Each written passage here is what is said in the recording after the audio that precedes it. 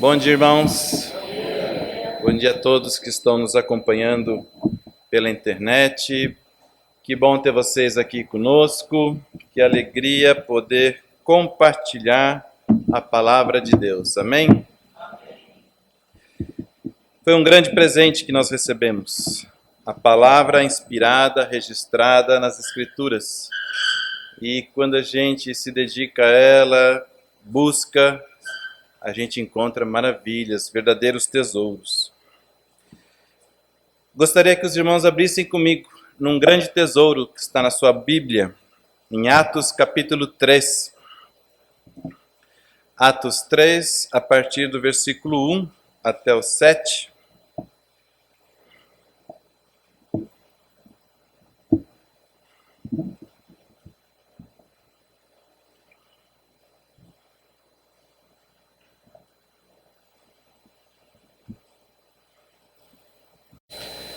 Todos lá, nós lemos: Pedro e João subiam ao templo para a oração da hora nona. Era levado um homem coxo de nascença, o qual punham diariamente à porta do templo chamada Formosa, para pedir esmola aos que entravam. Vendo ele a Pedro e João, que iam entrar no templo, implorava que lhe dessem uma esmola. Pedro, fitando juntamente com João, disse: Olha para nós. Ele os olhava atentamente, esperando receber alguma coisa. Pedro, porém, lhe disse: Não possuo nem prata nem ouro, mas o que tenho, isso te dou. Em nome de Jesus Cristo, o Nazareno, anda. E tomando pela mão direita, o levantou, e imediatamente os seus pés e tornozelos se firmaram. Esta passagem da Escritura, registrada por Lucas, mostra um dos milagres mais lindos realizados por Pedro e João, às portas do Templo de Jerusalém, no início, bem no princípio da igreja, e logo após as primeiras conversões. São tantas lições que podemos extrair desse texto. É uma história real, abundante de significados, e poderíamos pensar que as bênçãos que Deus pode nos dar são mais preciosas do que prata e ouro.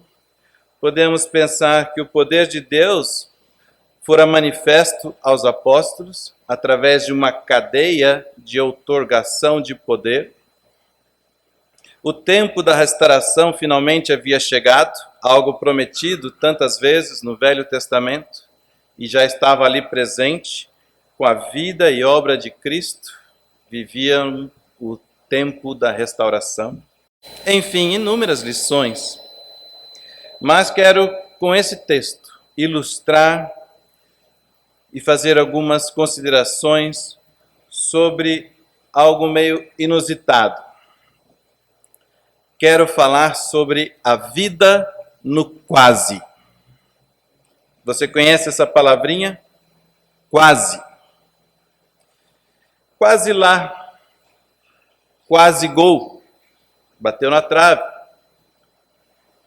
Quase certo, mas ainda errado. Quase. Muitas pessoas, muitos de nós, muitas vezes, vivemos a vida toda no quase. E não nos damos conta disso. O primeiro quase que eu queria abordar com vocês é que muitas vezes desejamos alguma coisa, uma mudança em nossas vidas. Estabelecemos planos, tomamos algumas decisões, iniciamos algumas atitudes, mas em algum momento, por algum motivo, alguma razão, não completamos a tarefa. Não damos continuidade e aquele ideal não se concretiza. Mas quase. Eu me propus a emagrecer. Imaginei um peso ideal. Saí lá dos 103, já emagreci 9 quilos. Mas ainda estou no quase. Se eu não continuar com as atitudes, com as decisões, com a busca, eu vou permanecer no quase. Estou no quase ideal, quase no que eu quero, mas ainda não estou. E muitas vezes nós nos conformamos com o quase. Porque a região de maior esforço, a região crítica de todo o processo, se eu quero sair de A e chegar até B, não é o princípio. Que no princípio nós estamos motivados. É do meio para o final, em algum momento aqui, antes de chegarmos lá, que a coisa esfria. Foi assim com os judeus quando saíram do Egito. Eles quase chegaram em Canaã. Mas sabe o que aconteceu com os judeus? Eles morreram no deserto. Quem entrou em Canaã foi a segunda geração. Muitos morreram pelo caminho, por causa do quase. Nós nadamos, nadamos, nadamos e por fim morremos na praia. Olha para esse texto. Ele é um modelo demonstrativo de como isso acontece. No versículo 2, a gente lê que o coxo ou paralítico era enfermo desde o nascimento. Não sabemos desde quando ele iniciou a tarefa de pedir esmolas na porta do templo. Mas parece que essa era uma rotina antiga. Por causa do seu pouco conhecimento de Deus, devido à sua pouca fé, talvez, ou ainda mesmo por um simples pensamento limitado, uma limitação no pensamento, tudo o que ele queria, cada dia, era uma esmola. Diariamente, um dia após o outro, ele contava com a ajuda de parentes ou amigos para ser levado até as portas do templo de Jerusalém, esperando que os passantes lhe dessem algum trocado. Um pouquinho do seu ouro ou da sua prata. Ele chegava a implorar pela esmola. Não tem como não associar esse texto com uma passagem que está lá em Tiago, capítulo 4. Tiago foi muito feliz e muito preciso quando disse, capítulo 4, versículo 2, a segunda parte, ele diz assim: nada tendes porque não pedis. Essa é a primeira lição que Tiago está ensinando para nós. Nada tende porque não pedis.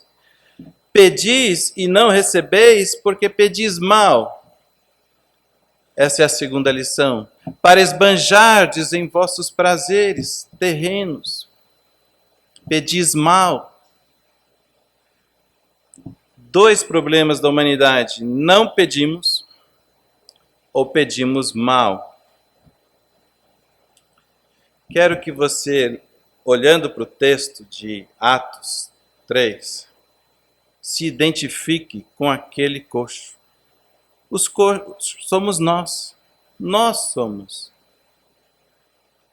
Quero que você entenda que muitas vezes nós somos essas pessoas paralisadas pelas mesmas razões. Desconhecimento de Deus, falta de fé ou pensamento limitado. Muitas vezes nos esquecemos de quem é Deus. Ele é o Todo-Poderoso, Criador do Universo. Muitas vezes esquecemos que Ele é rico em misericórdia e que diz a Escritura que a sua misericórdia não tem fim, não tem limite. muitas vezes esquecemos que o seu nome, o nome de Deus é amor. Mas também, muitas vezes, é a nossa falta de fé que nos mantém como coxos paralisados.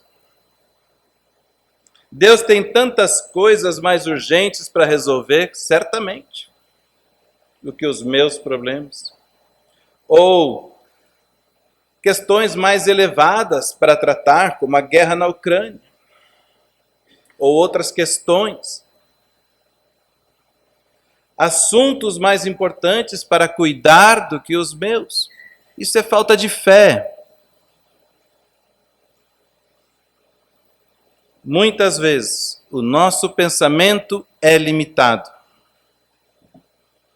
E acreditamos que, como somos coxos, tudo o que nós precisamos pedir, ou muitas vezes implorar, são alguma esmola diária.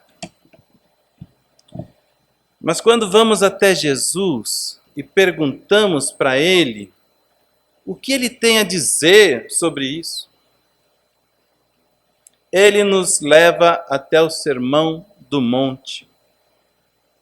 Abra comigo em Mateus 7, versículo 7.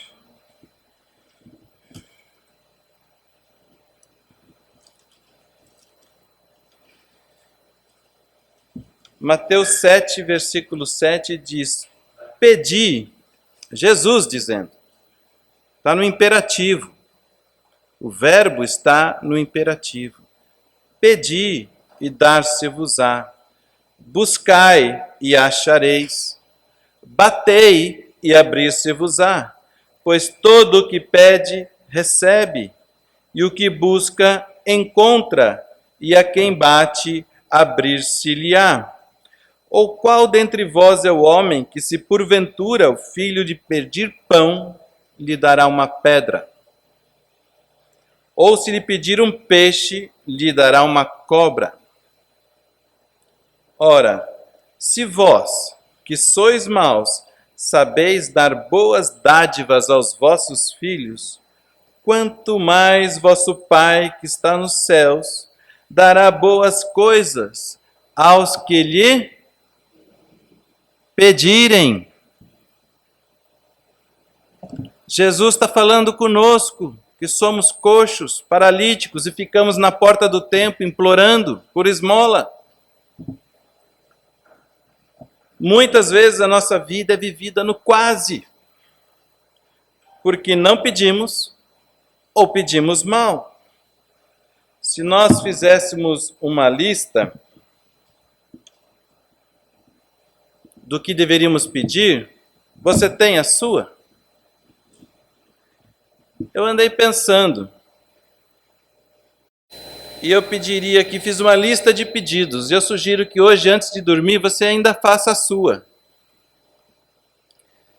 Sabedoria, prudência, saúde para mim e para as pessoas que eu amo, paz no meu lar, no meu bairro, no meu país, no mundo, harmonia no lar, no trabalho, na escola, na igreja, harmonia, direção, coragem, oportunidade, proteção pelos nossos governantes, pelos nossos empregadores ou pelos nossos empregados, pelo crescimento do reino, pelo nosso crescimento espiritual e principalmente que nós possamos orar uns pelos outros.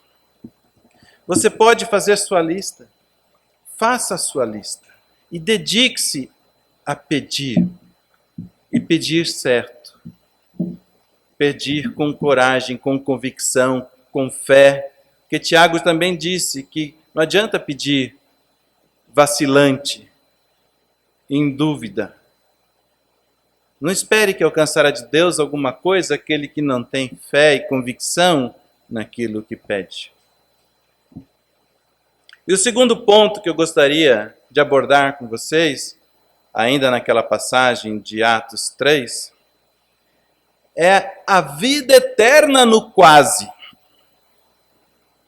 Mais preocupante ainda. Eu quero que você se imagine como sendo esse coxo. Eu quero que você se imagine sendo o paralítico daquela história. Todos os dias, com a ajuda de alguém, você vai até a porta do templo de Jerusalém. Você é levado. Implora por algumas moedas. Recebe, de fato, algumas moedas. Umas melhores, mais valiosas. Outras menores, nem tão valiosas. Diariamente você retorna para sua casa, mas você nunca entra no templo. Diariamente você esteve às portas do templo. Vocês já leram sobre o templo de Jerusalém? Com seu interior todo revestido de ouro, as paredes eram de madeira, de um cedro, de uma madeira especial que Deus, e todo revestido, folheado a ouro por dentro. Brilhava com o sol de tal forma, incrustado de jaspe, de esmeraldas, de pedras preciosas. Era uma suntuosidade, uma coisa. A vida toda você ficava paralítico na porta do templo, mas nunca entrou. Volta para casa com as suas moedas. O templo de Deus não é um lugar para paralítico como nós, afinal de contas, não é verdade? Eu sei o que vocês estão pensando. Vocês sabem do que eu estou falando. Eu estou falando do nosso pecado. E nós todos somos pecadores. Romanos 3, 23. Nós todos somos pecadores. Mas eu estou falando também da salvação eterna, da vida eterna, dos céus, do Ouranos, do paraíso com Deus.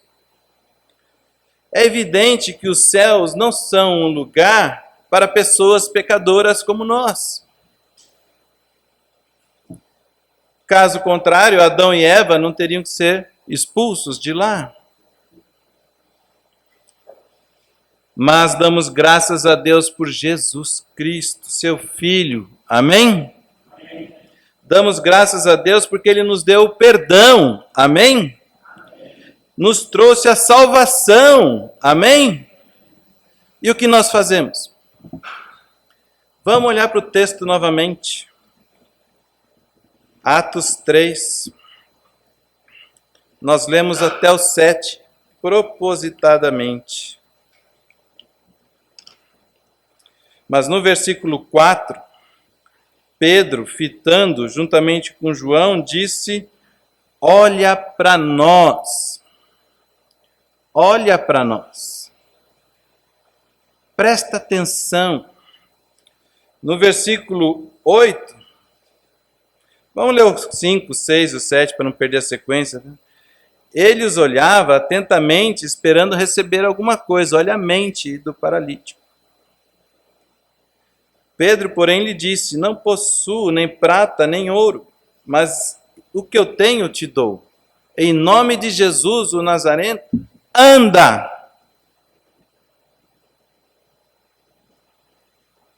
Tomando-o pela mão direita, levantou imediatamente os seus pés e tornozelos se firmaram. De um salto, olha o versículo 8. De um salto, se pôs em pé, passou a andar e entrou com eles no templo, pulando, saltitando e louvando a Deus. Será que nós vamos ficar com os nossos pensamentos tão limitados? E não vamos poder aproveitar o grande milagre de Deus nas nossas vidas? Aleluia! Tudo que ele esperava eram algumas moedas, e que Deus deu a ele a cura. Anda, pula, saltitante, entrou no templo. Esse é o milagre.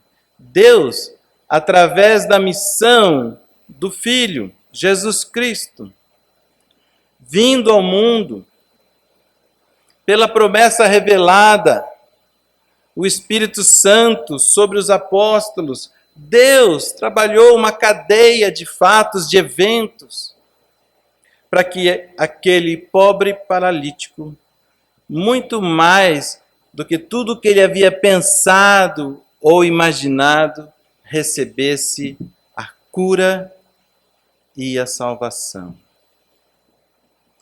Em pé, saltitando, louvando a Deus, ele entrou no templo. Você consegue imaginar a dimensão disso? Você sabe que naqueles tempos, o templo representava a habitação de Deus. Era o local onde Deus habitava. Voltemos uma página em nossas Bíblias, em alguns está na mesma página. Atos capítulo 2, versículo 37, 38. Pedro e os demais apóstolos estão diante de uma multidão de ouvintes. E Pedro, depois de jogar diversas moedas no cofre vazio daquelas almas, mostrando a profecia de Joel, falando sobre o trono de Davi, sobre aquele que haveria de vir e já veio, por fim ele dá a grande revelação que Jesus é o Filho de Deus, o Messias que havia de vir e já veio, e que eles haviam matado e crucificado o Cristo. Ouvindo eles estas coisas, compungiu-se-lhes o coração e perguntaram a Pedro e demais apóstolos: que faremos, irmãos? Respondeu-lhes Pedro: arrependei-vos e cada um de vós seja batizado em nome de Jesus Cristo para a remissão dos vossos pecados e recebereis o dom do Espírito Santo.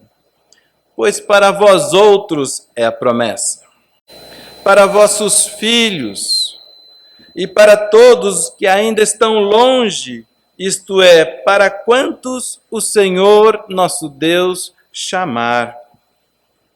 Então os que lhe aceitaram a palavra foram batizados, havendo um acréscimo naquele dia de quase 3.000 pessoas.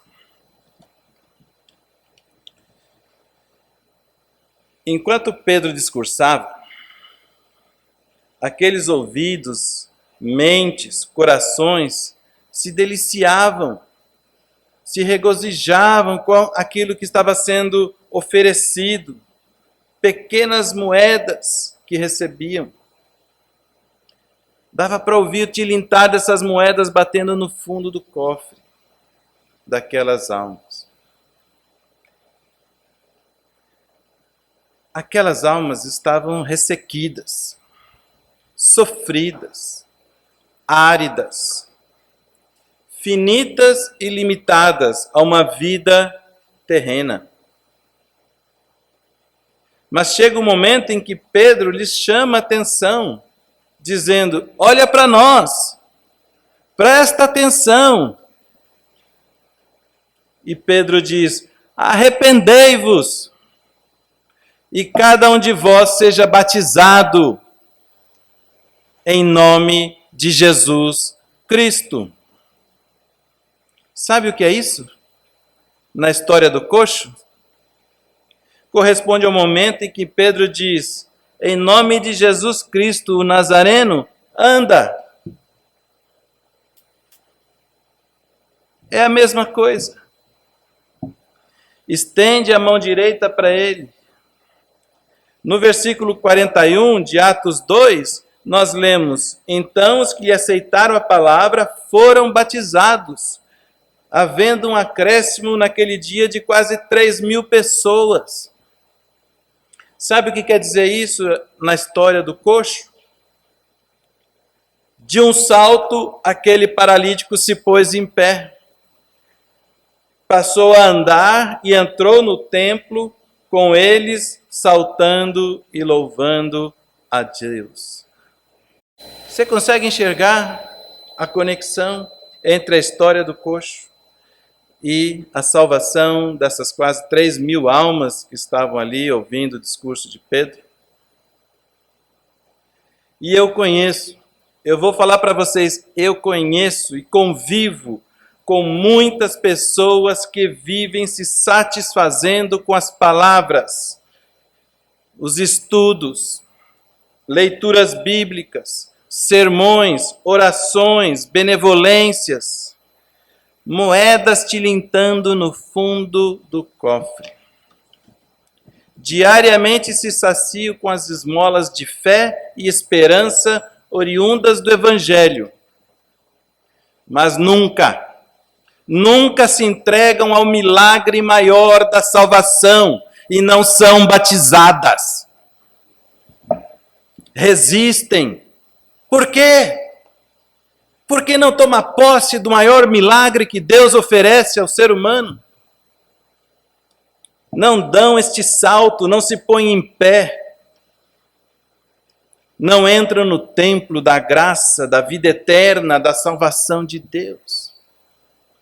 Lamentavelmente, passam sua vida no quase. Quase filhos de Deus. Quase cristãos. Quase salvos. Existe a paquera, existe o namoro, existe o noivado, a paixão, mas se não houver o casamento, a aliança, o compromisso, não existe a família. Infelizmente, não haverá a família. Vivem no quase, vivem às portas, mas não passam por ela. Eu fico imaginando aquele último dia. Pode ser o último dia de todos, quando Jesus voltar e tivermos aquele grande tribunal, as portas dos céus. Imagina aqueles portões dourados, anjos na porta, e você chega assim, não, olha, eu paquerei Jesus na minha vida, eu paquerava. Olha, eu era um ficante, entendeu? Ficava com Jesus. Ficante.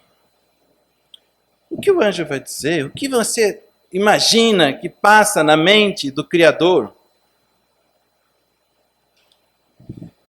Sem compromisso, sem herança,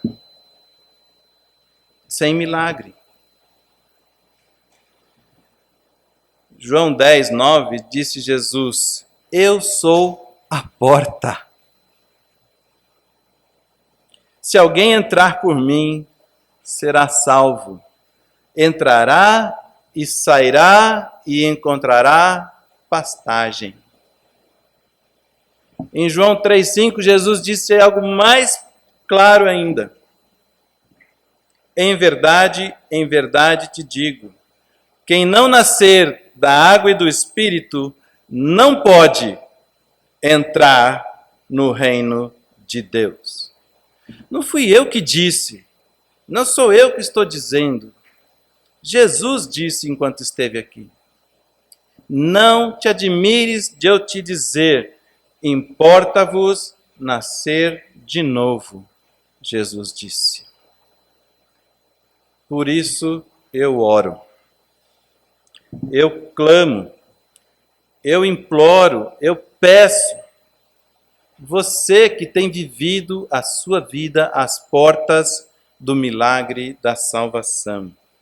Olhe fixamente para o autor e consumador da fé, Jesus Cristo, e seja batizado. Em nome do Pai, do Filho e do Espírito Santo. Amém? Deus esteja com você. Se você tem alguma dúvida sobre esse assunto, vem conversar comigo. Virtualmente ou presencialmente, estarei à disposição. Deus abençoe a todos.